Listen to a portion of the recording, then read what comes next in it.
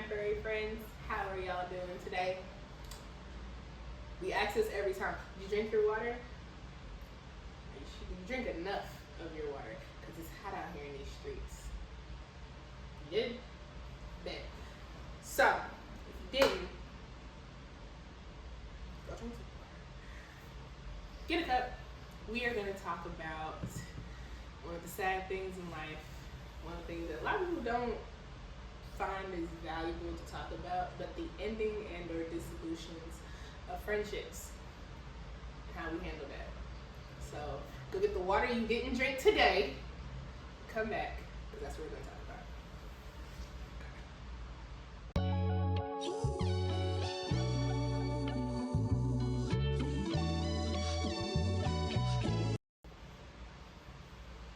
All right, you didn't drink some of that water? Was it good? It should have been, because you should have been drinking it all day. So we're going to talk about the dissolution of friendships today, like I said in that cute little intro. What brought this about, y'all been getting to know, y'all got to know two members of my clique, and they are amazing. You got to know Miss Sarah. You got to know Miss Dominique. My little sissies. One who is technically a little bit older, and don't let her gas you because she really is just a month and some days older than me. Like, it's not that deep. She swears she's older, like,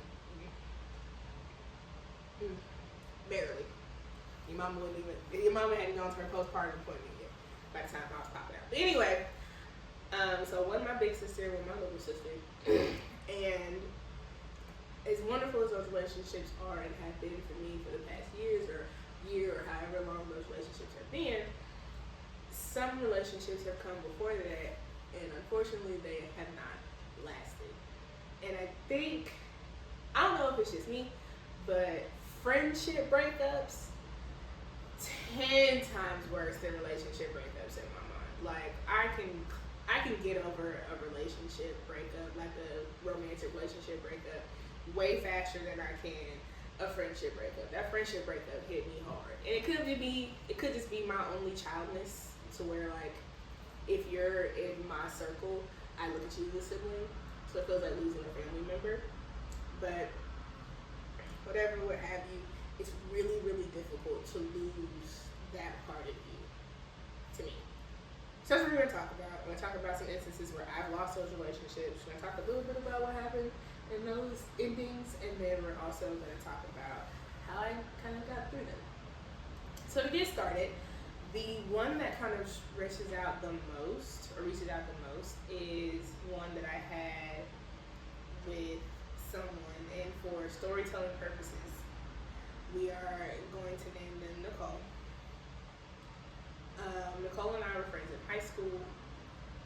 We honestly met randomly, and like I was doing something for the theater,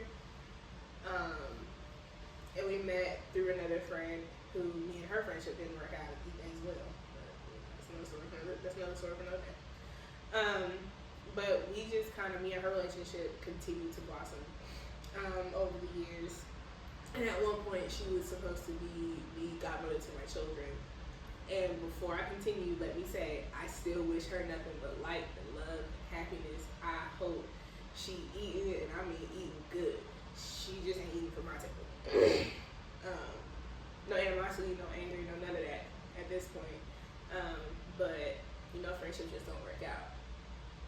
Our main issue that I can say I recognized was my relationship with my children's father. She didn't really like it because she thought that he was what he was. Not gonna hold you, she was correct. He was a liar, he was a manipulator, he was a user, and she saw that from the get. And I understand what it is to see your friend going through something or being able to be hurt and not wanting to stick around to see it. So I get that. For me, my pain came in with your friendship is with me. So however he may hurt me, as a friend, you're supposed to be there. I didn't say to pick up the pieces, but to be there when they fall. Because I don't expect nobody to pick up the pieces for me. thank you if you do, but I don't expect anybody to pick up any pieces from me. I expect you as a friend to be the friend that I am, and the friend that says, hey, I don't have to like your decisions, but I definitely do have to respect your decisions, because they're just that. They're yours. And I just gotta love you through it. Am I that friend that after a while told you I told you so? Yes. So I'm not gonna lie, I am that friend. If I told you, for instance, if you hurt yourself and I told you to sit your ass down and heal, and then you don't, and then you up here creaking and cracking and walking and busted, I'm gonna tell you I told you so at first. If you're in too much pain, I'm not gonna do that. But as soon as your pain kind of subsides, I'm gonna say it. Like, I ain't gonna kick you when you down. But I am gonna thump you when you're halfway. When you're like reaching up, when you like, should have did that. But to that point, I'm never gonna turn my back on who you are, because I value the person of who you are and what we have. In that friendship dissolution, it kind of hurt, because I think it pulled at Michelle a lot in her abandonment issues that she has and she carries, without me even at the time knowing Michelle existed or knowing, really putting any stock into what that looked like. But it was painful. It would be painful to hear of mutual friends telling me that she's doing X, Y, Z, and she's making a this, and she's promoting a that, and she's getting a this certification, and then like all of that felt painful, because there was a part of me that was like, dang, I wish I could be there to celebrate you. I wish I could be there to give you a hug, or make you a meal, or buy you a shot, or celebrate with you, cry with you. Like, I remember those times, but the thing that got me through it the most was something that me and Sarah touched on in our first conversation. In the first conversation you guys saw, was knowing my worth and having friends who kind of knew my worth, and me learning what my worth was a good bridge into being able to let go of that relationship. Because again, no animosity had at this point in life. Eat as much as you can, girl. It's not for me, because I can't now trust you to really be there in the trenches with me without judgment. So that was the first one, and it kind of sucked. But I mean, it is what it is. The second one, for storytelling purposes, we're gonna call her Karen. And Karen and I were high school friends. Met first year of high school, like within the first couple of months, honestly. And she, coincidentally enough, because my high school sweetheart did some unnecessary stuff, is how I stuck up for her in the midst of that, and that's how, coincidentally, me and my high school sweetheart met. So we met because when he did what he did, I kind of pushed back at him and was like, no, you're not gonna do that to my friend. Like, what is wrong with you? And he said years later that that's how he knew me and him were gonna be locked in for life. He was like, because you were not afraid of me. To stand up for her, you was not afraid of me. I was like, I was not. And I will never be afraid of any goddamn body, any goddamn bone, any goddamn body. There it goes. Cause again, y'all ain't got no heaven and hell to put me in, so you can't fight me. And even if you do, you won't win. Not in the long run. But me and her met that year, and our friendship just like kept going. It went all the way through high school, until my second year of college. That summer, I was about to move off of campus into another apartment, and she was going to move in with me. But in that time of the summer vacation, she ended up stealing from my dad. And anybody who know me knows I don't play when it comes to my dad. I don't don't play no games. I don't play no radio. I'll fight you on the car. Like, I'll fight any and everybody on my daddy. We ain't playing the games. So when that happened, when I'm talking to her about it, I'm like, what's good, what's up? And she kept lying about it. Lying to me is the number one thing that will get you X'd out of my entire existence. I cannot handle a liar. You make a mistake, make it. You are human. You have this like lapse in judgment, have it. You're human. I don't expect perfection. What I do expect is honesty. And it's the same honesty I would give to you, the same honesty I expect you to give to me. If you cannot do that, if we can't be reciprocal in that honesty, have a good day. Because you're just not going to be around me. You're not going to be the influence that I have, nor that my children have. You just so when she did that, I got the little stuff she had left, took it to where she was, and to this day I have not seen her since. Since driving off, I have not seen her. I did not try to. There is no animosity. Somebody told me recently that she has gotten married and has a beautiful little boy. So happy for her. But again, eat, just not from my table. It's not a Kevin Gates like, I wish you the best. No, fuck you. It's not that. It's literally just me and you ain't vibing. And that's okay. You just ain't meant to be at my table. If we have a friend that is at my table and you're at her table, cool, just don't be at mine.